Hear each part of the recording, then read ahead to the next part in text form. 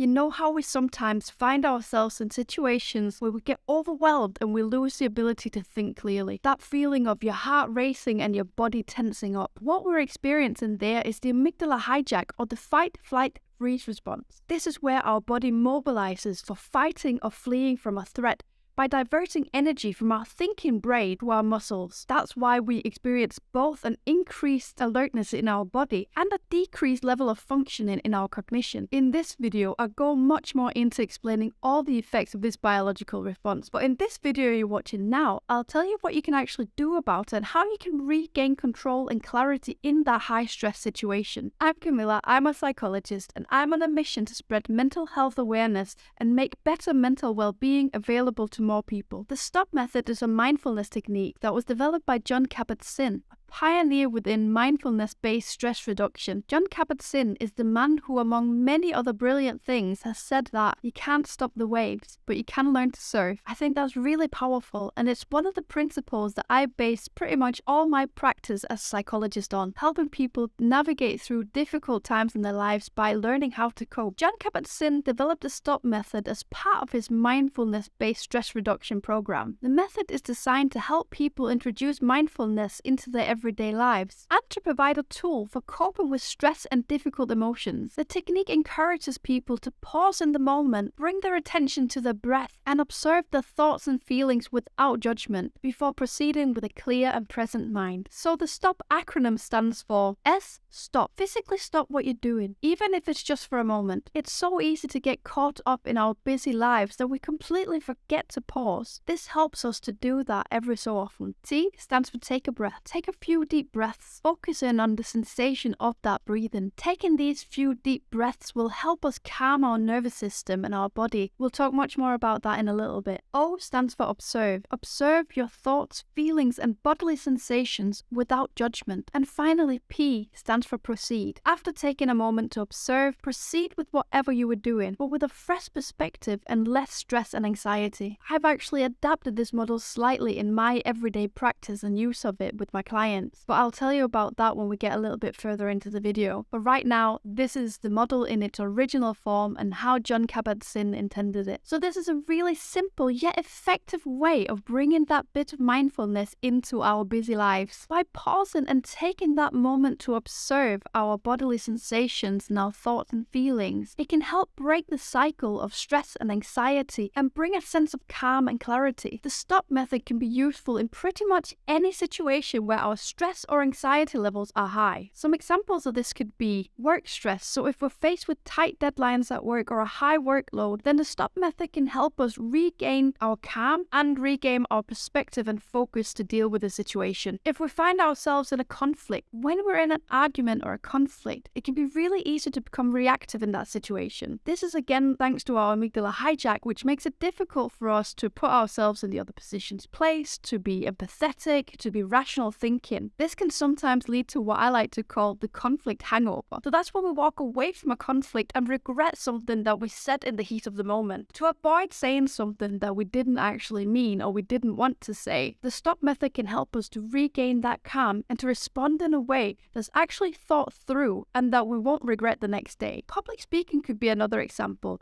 or exams or a job interview, anything where you feel there's a big pressure to perform. In these situations, we might get hijacked by nervousness or anxiety and be scared that we won't be able to perform to the level that we would like to. Using the STOP method in these situations can help us calm our nerves and focus our thoughts. And finally, just in any everyday stress situation that we might experience, the STOP method can be really helpful in managing those small stressors that we face in our everyday lives. This can be things like being stuck in traffic, being in a long line, or being faced with unexpected changes or turns in our day. What all these situations have in common is that they put us under pressure, and there's a risk of our stress and anxiety levels being high. This is when there's a risk of being amygdala hijacked and when you need that regain of calm and clarity. The way I like to explain this to my clients is that when we do experience this amygdala hijack, hijack, we lose the ability to be rational and think clearly. What many of us will often try and do is to skip ahead and jump straight to the proceed, where we can just move on with the situation that we're in. I like to also think of the P as well as the proceed also as a planning step. So it can be helpful to ask ourselves during the P, the proceed step, how do I actually proceed from here? What is my plan? This is where if we're trying to come up with a plan while we're amygdala hijacked, we can't be rational. We can't come up with a good plan. And therefore, we can't proceed in a calm and clear way. Therefore, it's really important to not skip the first steps of the STOP acronym. You see, the only effective way to calm this fight, flight, freeze response, the amygdala hijack, is to calm our body through breathing. This is what the second step of the model helps us to do. Unfortunately, we cannot simply tell ourselves to start thinking clearly. That doesn't work. We have to calm our body to reactivate our thinking brain first. Then we can move on to the O and P. So what we'll typically experience when we find ourselves in a high stress situation is our body might react with rapid heartbeat, sweaty palms, superficial breathing, and tense muscles. At the same time, we'll often feel that we're mentally overwhelmed by the situation. We don't know where to start and we feel like we can't think clearly. This is our signal to take a stop, pause. Go through each of the steps one at a time. The first step is often the hardest one, realizing that you need to take a moment to calm your body's reaction before moving on. This is something that gets much easier with practice. Already during the second step, you'll start to feel your body calming down. You're actively slowing your breathing down, which will in turn lower your heart rate. Your muscles will start to react and you might feel your shoulders lowering. Once you start to feel these changes in your body and your body calming down, you can move on to the third step, observe. When going through the observe step, you can observe what's happening in your body, your thoughts, your feelings, like the model suggests. But I also see that my clients often find it helpful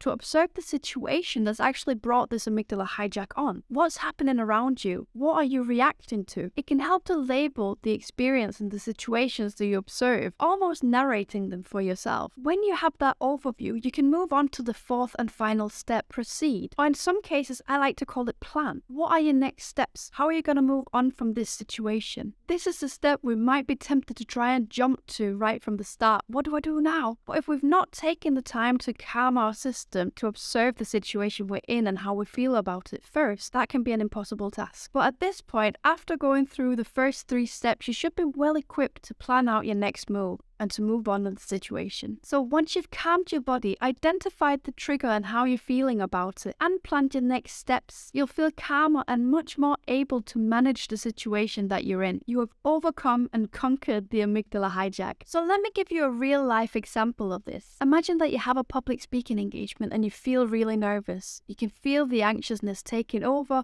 and you feel like you can't actually think clearly and you'll stumble over your words as you get onto the stage. The inner narration walking through these steps might look a little something like this. I'm feeling my heart beating fast and my muscles are tensing. I recognize that this is my body's fight, flight, freeze response that's activating. I'm going to breathe to calm my body down and to reactivate my ability to think clearly. I feel nervous and scared that I'm not going to perform well. I see that there are a lot of people in front of the stage waiting for me to speak, and that's what set off the response. It's okay to be nervous. I know I really know the topic that I'm speaking about, and I know that I've rehearsed enough to be confident in my own ability to deliver a good speech. Actually, maybe I'm excited rather than anxious. I can do this, and I will do great. In this example, we use the stop method to calm our bodies and to regain the ability to think clearly. Then we actually drew on some principles from cognitive behavioral therapy to identify negative thoughts and to replace it with more realistic and positive ones. See, in this case, we really did know what we were talking about. We really have rehearsed it. So really, it was an irrational fear where we were underestimating our own ability because of this amygdala hijack. Next time you find yourself in a high stress situation or you're feeling anxious,